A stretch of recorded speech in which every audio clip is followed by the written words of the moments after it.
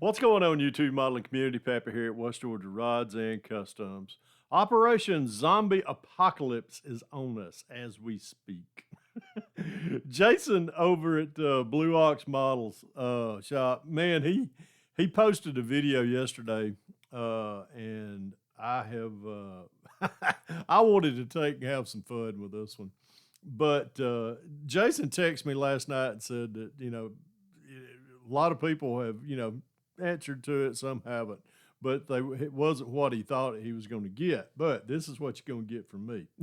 I already watched Brian's over at Got Fuels, and I was, of course, the challenge. He throws the gauntlet out, and of course, I'm going to accept it and run. But we're going to have a little fun with it. So I figured I would at least, try to secure my stash before any of the zombies come in and infiltrate the stash or in here in the hobby room. So no zombies were harmed during the filming of that. So, but great question, Jason.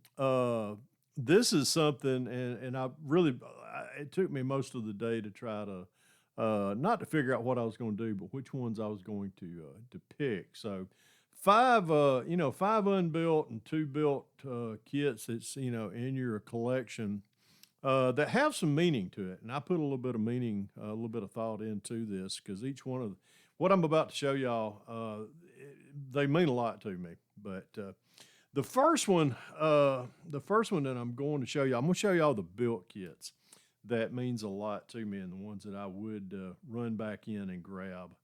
But this one right here, this is the 49 Merc, and I know Brian and Jason both picked these unbuilt, but this is the built one that I did. I kind of patterned this one off of Cobra as far as the 49 Merc chop top. But this one has multiple meanings to me. Number one, I was building this car kind of in my earlier days when I first came onto the YouTube scene. And when I was building this was about the time that my father passed away. So this one has a lot of sentimental meaning to me that this is one I was working on at the time of his passing. Also, this is the right after his passing at the next, I forgot what show it was. I think it was the Acme show. This one was photographed for Scale Auto magazine, and this was my first one to ever be put into a modeling magazine. So a lot of sentimental reason behind this old 49 Merc, and I tell you what, she sits up here proudly in this display case up right above my head, and it's always fun to pull it out and talk about it like what we're doing here. The second one, and everybody knows I have a fond love affair with the '69 Camaros. We had a not too long ago. Well, actually, this one's got a lot of. It's had a long trip. My buddy over at Heartbeat Model Shop, Mr. Rick Scott over there, he had a '69 Camaro Z car that I fell in love with it when I seen it, and I had always wanted to build a replica of his '69 Camaro. And with some help from old Tom Rambler '69, I was able to acquire some photos of the interior as well as the motor and so forth. So I took, and I'm gonna reach down in the floor to pick this one up because it's a big car. This one is the 1/12 scale Camaro. This is the Foos Camaro, and I patterned this just right after Rick's car. This car has had it's had a hard life due to the fact it crashed on the way to the Acme show one year.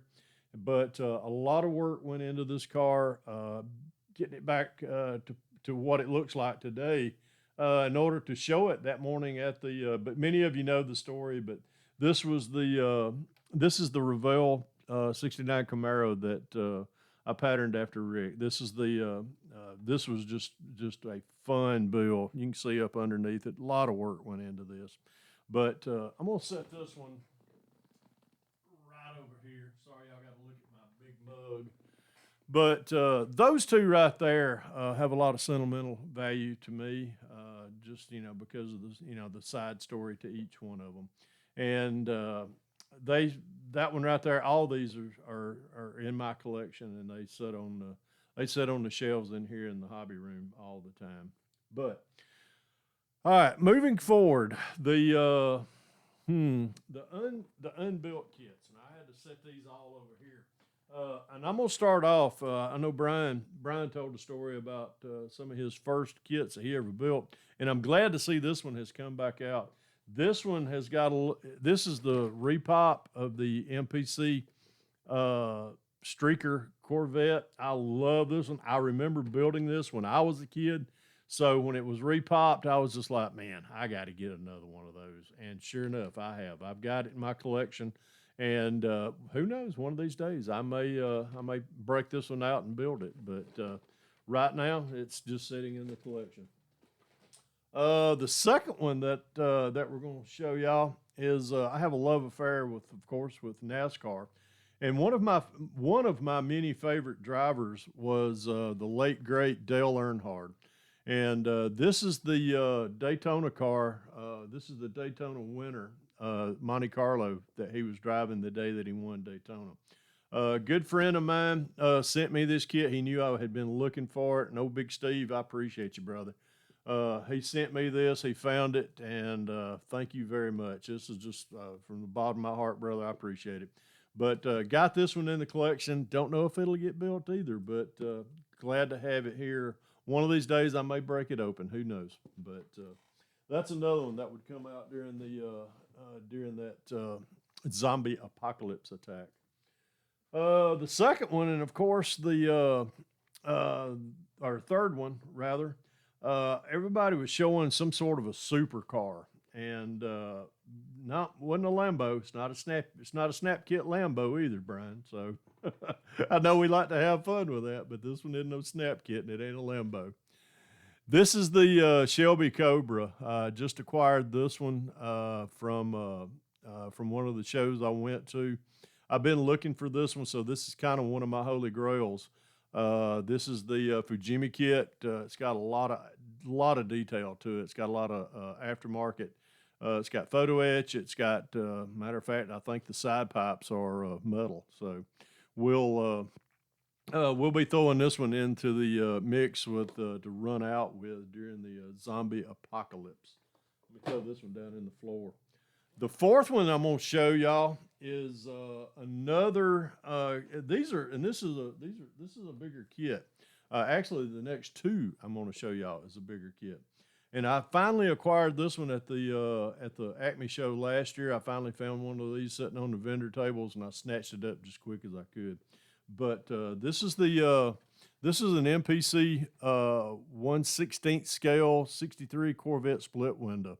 And man, I tell you, I really had been looking for one of these, and I finally got my hands on one at a decent price, and everything was in it. I checked it before I walked off, so can't wait to get this one opened up one day and get started on it. But that one right there would definitely be going out with me. And last but not least, we are going to probably need a drum roll on this one. And unbeknownst to what everybody seems to think it's going to be, and I always save the best for last. And no, Brian, anybody, everybody, any takers of what it is? It's not the 67 Chevelle. This is a holy grail kit of mine.